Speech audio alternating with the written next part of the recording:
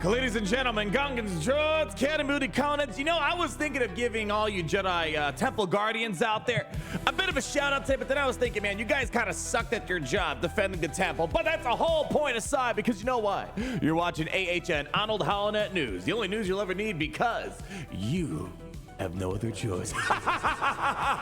Well, people, Dark Side clones, close up that book. We are all done. We are now moving into the Jedi Vanguard stage of this era in Star Wars Galaxy of Heroes, and the first one, the first of two, before we get Jedi Master Mace Windu. The Temple Guard looks to be a ton of fun. Grand Inquisitor inspiration in this kit as well, so come on over, come on over. I gotta say, man, listen, I love Star Wars, even the things that I find dumb about Star Wars, things I don't like about Star Wars, but just, you know, very few and in between.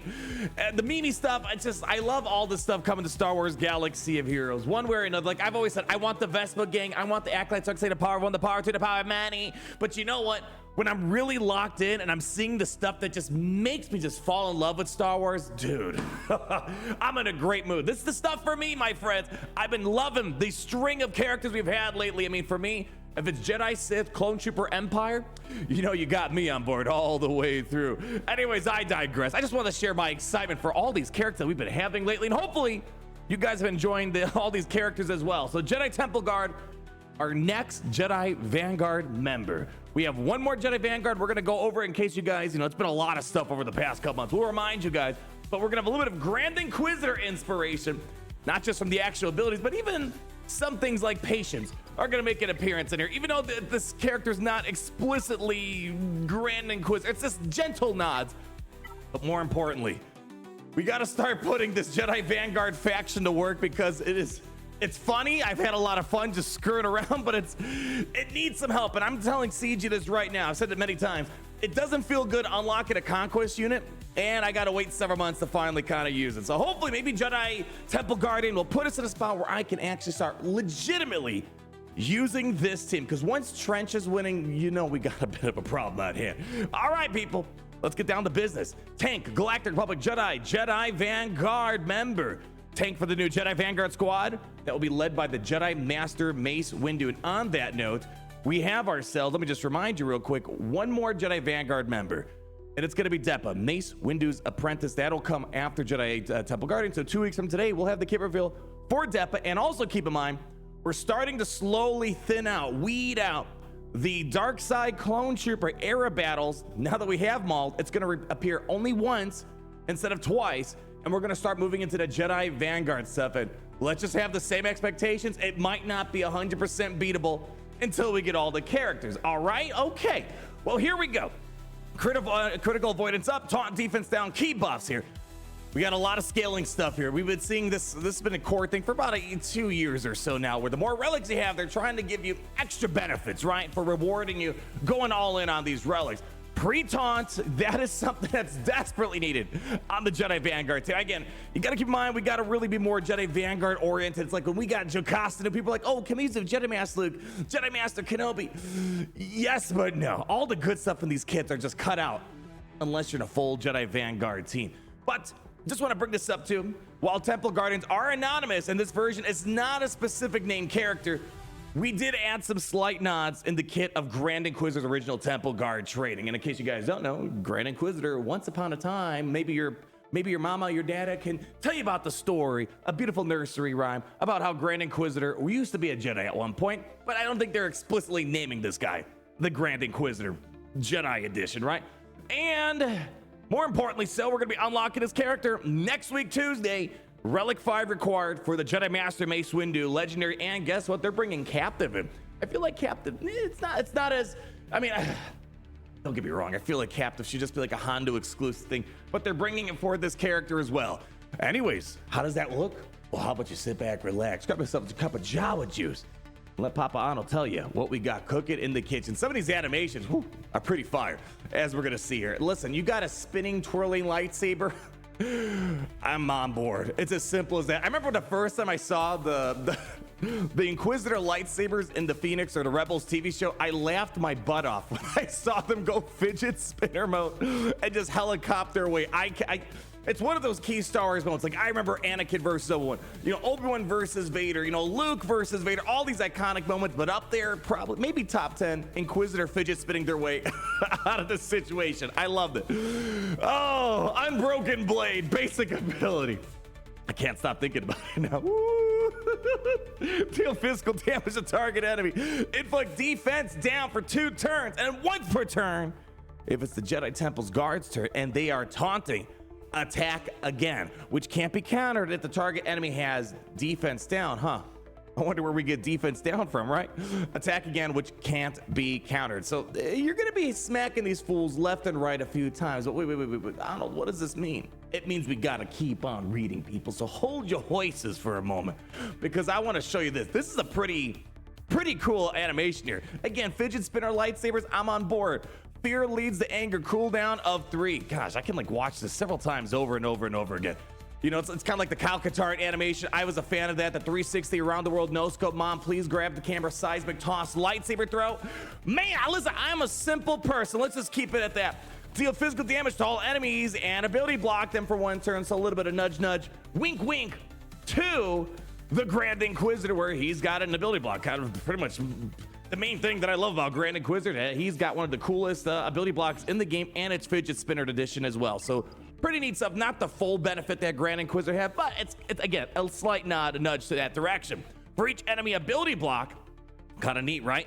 Jedi allies have 5% health and protection, and then Jedi Vanguard allies recover double that amount. So again, if you're in a Jedi Vanguard team, you're gonna get a lot more. So if you had 5 ability blocks, well, what do you know? That's gonna be 10% health and protection recovered per I'm sorry, 50%. Listen, numbers is hard, people. What can I say? 50% health protection recovery. That's a nice chunk right there. And especially right now, if we're using Keller and Beck, Keller and Beck's got some nice heals on the team as well. So I'm hoping, again, we can get like something decent out of this before getting Jedi Master Mace Windu and of course Depa right around the corner. So even though we're taunting, as we're gonna see here, got some healer-like attributes here. Stoic determination, cooldown of 3. Temple Guard gains critical avoidance up, not the full-blown crit up, you know, crit avoidance up all the way. Actually, hold on. No. Yeah, it's not crit damage immunity. It's halfway there, right? And taunts for 2 turns, and another target light side ally stealth for 3 turns. Remove 20% terminated from all enemies. Again, we gotta wait and see how we actually want to use it. For me, when I've been using Jocasta in battle for meme purposes, of course, it's purely scientific and meme purposes, I always try to keep Jocasta under stealth because I need to keep her alive, right? We don't want her dying too soon. We want her to get into rifled stance. So again, we have to wait and see for the rest of the team to come in picture with Depa as well as Jedi Master Mace Windu. But for me, I see myself keeping Jocasta under stealth a ton of Shakti and even this. And we have a very unique one, Patience. Right there, another little nudge, nudge, wink, wink is a virtue. Zeta, Omicron, and baby, oh, my favorite 3 acronym, Omicron, the G to the A to the C, baby. Let's hold on for a second. So Jedi Temple Guardian has plus 10% critical avoidance and defense, but for each relic amplifier level, here's the extra sugar on top here. Temple Guardian gains an additional 5% critical avoidance up and 10% defense, and they are double. While Jedi Temple Guard has the critical avoidance up. So that's why you want to keep that crit avoidance up as much as possible, because if you have, let's say, 9 relics, well, that's 90% defense times 2, 180% defense if my numbers are correct here. But they're always correct, right? My math is literally on point here. Yeah, that's a nice chunk of defense that you're getting, right? They've been really playing a ton with defensive modifiers, like Scorch gets a ton from that whole bulwark stuff. So they're really leaning into defense as being a bit more meaningful in this game. At the start of the battle, if all allies are Galactic Republic Jedi, so here's the nice thing. We do have a little bit of plug and play viability potential of Galactic Republic Jedi. Temple Guard is going to taunt for 1 turn. And if all allies are Jedi Vanguard, however, all allies gain protection of 40 freaking percent. That's a nice chunk right there. For the rest of the encounter, which persists through defeat and can't be dispelled or prevented. Now, I might be using my tactile scanners to read between the lines. You know, I might be stretching here. But when I read persist through defeat, I want to imagine there's going to be a solid reviver for the team. Again, I'm jumping the gun. We'll have to wait and see. But man, if they have, I'm getting a lot of old school Bas LaShawn, Jolie Bindo vibes. I mean, here, come join me for a second. You know, one of the things that made the Bas LaShawn team, Jedi Revan, whatever you want to talk about, Jolie Bindo, a ton of fun back then.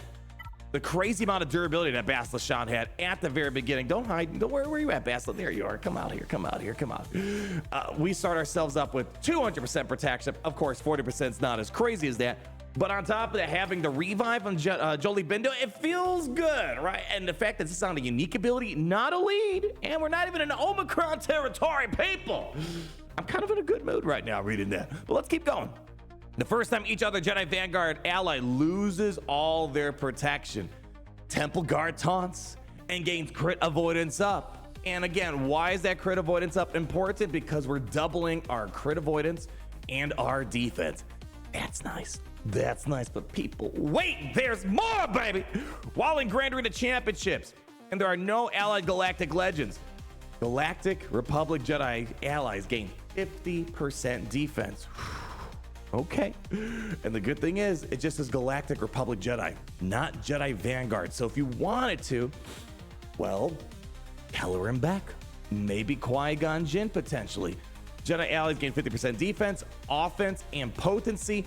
But if all allies are Jedi Vanguard, these values are doubled, my friends. So again, you know, it just says Galactic, you know, Republic Jedi, right? Okay. We also have the Galactic Republic Jedi tag for this dude.